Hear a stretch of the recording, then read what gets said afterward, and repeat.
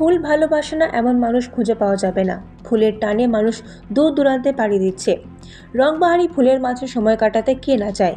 পরিবেশ দূষণের পরিবেশ যখন বিপন্ন, ঠিক তখনই সরকার এবং বিভিন্ন স্বেচ্ছাসেবী সংস্থা থেকে দূষণ প্রতিরোধে বিভিন্ন কর্মসূচি নেওয়া হয়েছে।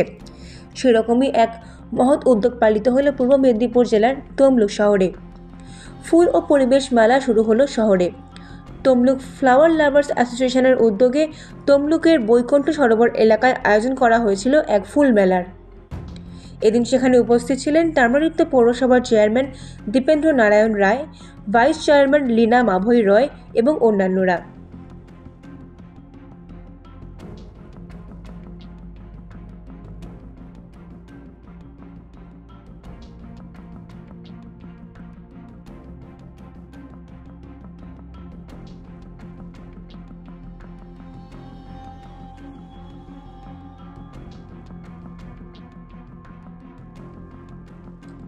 তমলুক থেকে নিজস্ব প্রতিনিধির রিপোর্ট, এএনএম নিউজ। আরও খবরের আপডেট পেতে সাবস্ক্রাইব করুন আমাদের ইউটিউব চ্যানেলটি আর বেল আইকনে ক্লিক করুন নোটিফিকেশনস পেতে।